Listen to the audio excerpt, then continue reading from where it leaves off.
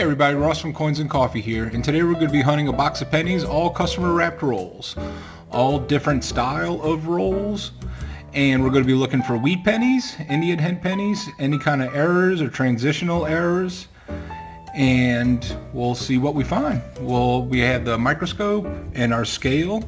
Let's get going. I'll show you on the first find. And on roll 2, we're going to have our first find.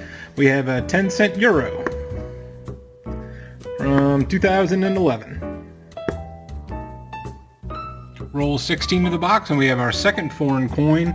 We got a young head Canadian penny, 1964. No wheat cents.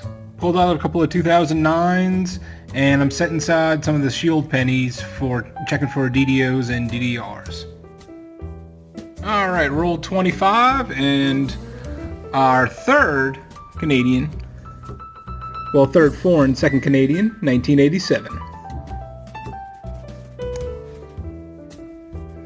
I also have a 1959D and 69S. Don't have the errors, the RPM or the double die, but I like to keep them aside anyway. Well, that's it for this box. We did not find one wheat penny, but that doesn't mean that we're walking away with nothing. I have a few interesting finds, and I have a stack of shield cents to sort through, and these rolls were heavily laden with shield cents, so I'm going to go and check for some double dies. I have 2017P, 2018D, and 2019D. All these three are going to have an extra ear on the extra ear lobe, rather. This small stack is 2019s, and there's going to be doubling on the date. And I have 2014s, 2015s, and 2011s. So we're going to be searching for the DDOs on there as well. So I'm going to go ahead and hunt these, get them sorted, and then we'll do a recap of everything that we found for the box. Alright, all the finds from box 1 have been sorted and organized. Let's start in the top left corner. These are all the 2009s, and I'm going to keep all the nice looking ones and toss back the olds. We had 3 foreign coins, a 10-cent euro, 2 Canadian pennies, one 1964, the other 1987. We had the 1959D, which we checked for the repunched mint mark, which there were none, and the 1969S checking for the DDO, which there was none. Also found a couple of pennies from the 60s, 70s, and 80s in really nice condition. See if they update the albums. This 1960 here, let me put on the microscope. That's beauty. And that is the small date. Check the reverse. Yeah.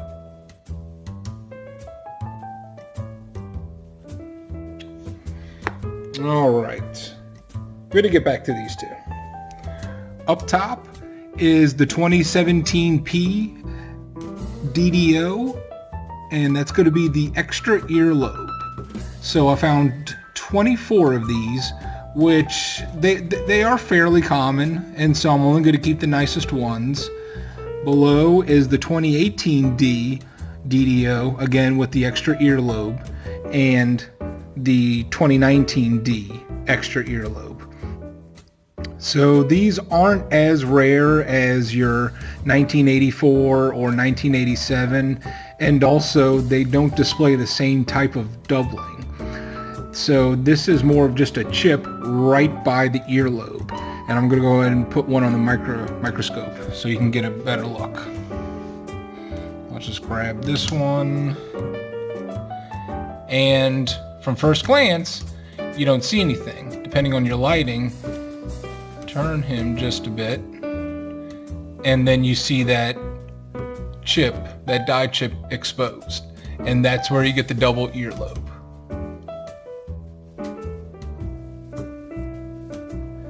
And then I have just a regular 2017P so that you can see one without. Again, at first glance, we don't see too much. And as we turn and expose the light, nothing much over there either. So again, I'll go through these and keep the nicest ones, pitch the rest. And that brings us to one of the more odd findings of the night. Go ahead and focus. So here we have two pennies. One's where you can see that the copper plating is gone, exposing the zinc. And also a lot of the upper detail is gone. So let's start with this one. Let's go on the microscope. So it looks to be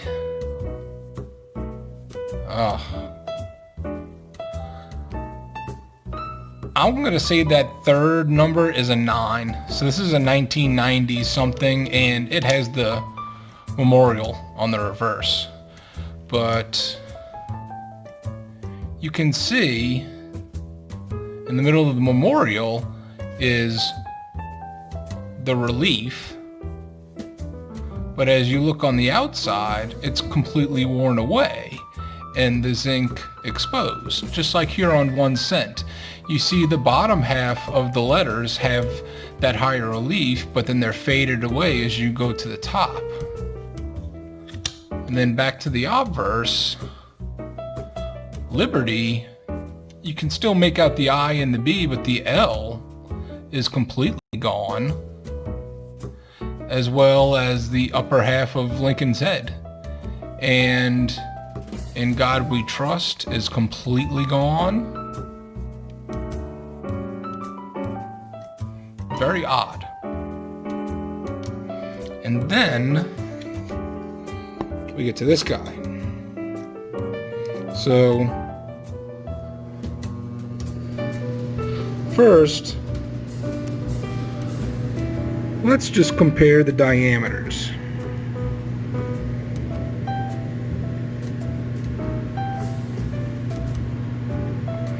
That looks like the diameter of a dime. And I'm going to grab a dime.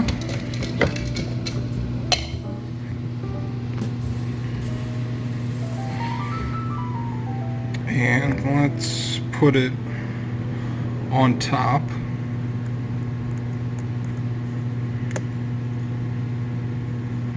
Yeah, that's the diameter of a dime, but it's clearly zinc.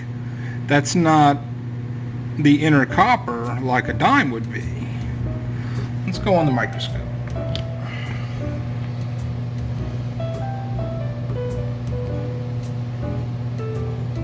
Now with this guy, we can clearly make out the date at 2000D. We can make out the ERTY in Liberty. The LIB is gone. We can sort of make out in God, but the We Trust is gone. The top half of his head is gone. And where the relief is taken off, the copper plating is gone with it. It's bizarre. On the back, we can see E pluribus unum. We can see the E in the S of states. We can see of and the A in America. We can see the O and the N of one, and the tops of, you can see the top of C and then ENT. But what's more is, let's get the scale out. Let's weigh this guy. 1.98 grams. That is not what a zinc penny is supposed to weigh. Zinc pennies are 2.5 and dimes are 2.27. So I don't know what to make of this guy. It's cool for sure. It's a novelty. Maybe it was a zinc planchet that was cut with a die cutter, with a dime size cutter. I don't know. What do y'all think? But anyway, there wasn't too many finds in this box. We didn't have any wheat pennies, no of the regular errors that you could find, like any of the wide AMs or regular DDOs, DDRs, anything like that. So what I'm going to do is I'm going to take all the extra coins, rewrap them, bring them to my bank, and I do have another box of customer wrapped rolls ready to go. So we'll go ahead and open this up and add it to this video. And again, this one is full of different types of rolls, and this one kind of caught my eye. That's an old penny wrapper. Doesn't mean they have old pennies in it, but hey, we can be hopeful. Alright, I'm going to go ahead and clear this board up and we'll get ready for the second penny box. Alright, box 2, roll 1. I had to check out and see what was in this old one. It wasn't anything too special. I'm going to keep this old one because I don't have anything like that.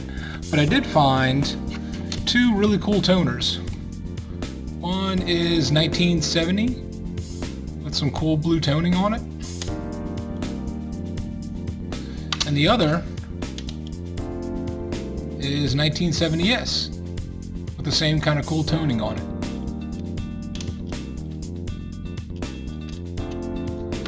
Alright, back to the box, and let's see if it treats us better than the first one. Roll number 3 at box 2 is going to get us a really nice 1974 out of Philadelphia.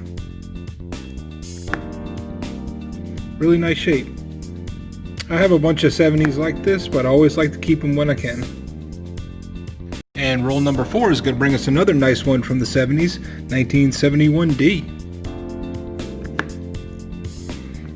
Put that to the side next to the other one, and this feels like a good sign. I'm seeing a lot of the older coins and some of these nicer 70s ones pulling out a good bit of copper, and not seeing as many shield cents as I was in the first box. First box, it was gross how many shield cents there were, and that's why I decided to go through to show you the DDOs on those. I am not pulling out any shield cents out of this box. I have plenty, so back to good coins.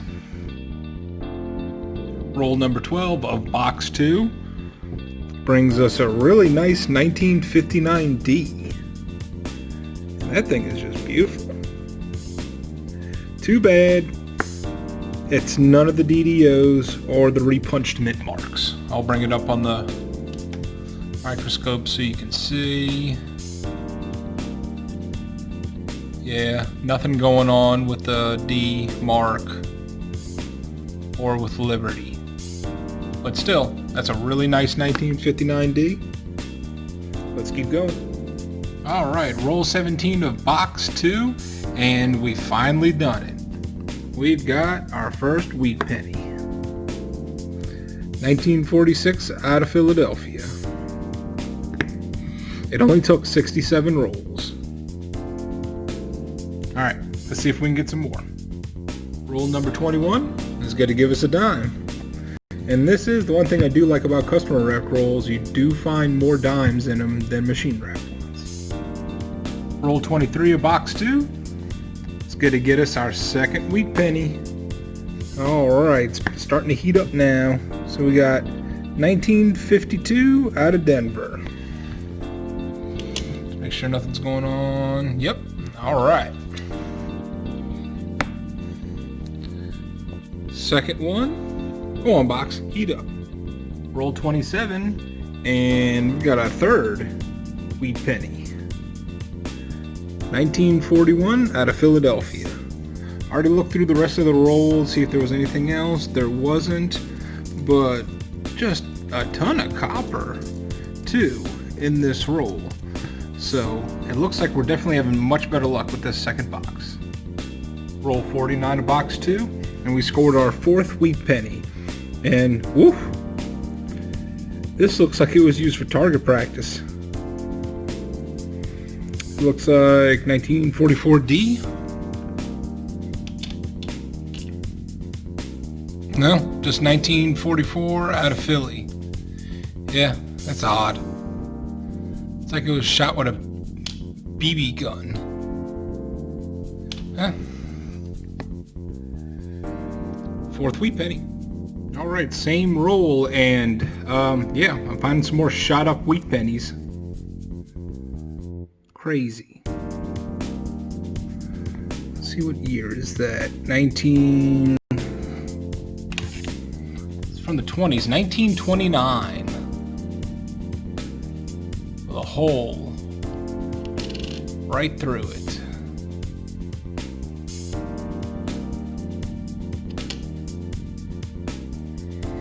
All right, number 5, and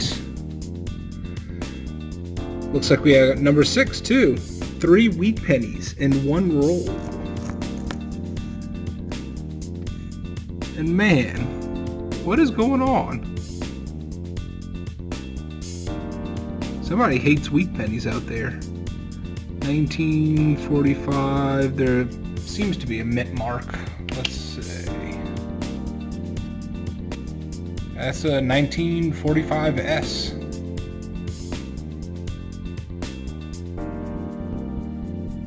And okay.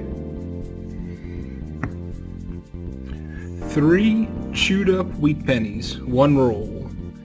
Anything? Oh, 1941 Denver. 1941 San Francisco. With another hole.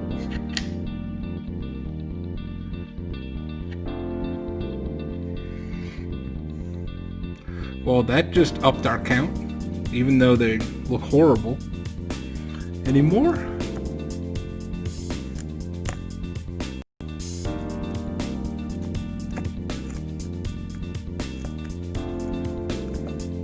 Nope. Well, 4 out of 1 roll. Well, that does it for box 2. We're going to go ahead and clean up this table. I have a pile of pretty decent early 2000s. I'm going to sort and search for any kind of errors. These are all stacks. These are all discards. I'm just going to go roll those up and then get this whole thing cleared up, and we'll go back for the recap. Alright, the board is cleared. Nothing was found in those early 2000s. So let's recap what we got from box 2. We got 7 wheat pennies in total. 3 okay ones, 46, 41, 52D, and then the 4 damaged ones. Also got 4 1959Ds. We checked for RPMs, didn't find any. And it has a really nice 59D right there. And then a few more nice ones from 60s, 70s, and 80s. And the 2 toners that I showed you before, and this really cool one that I found later on. Let me put it up on the scope.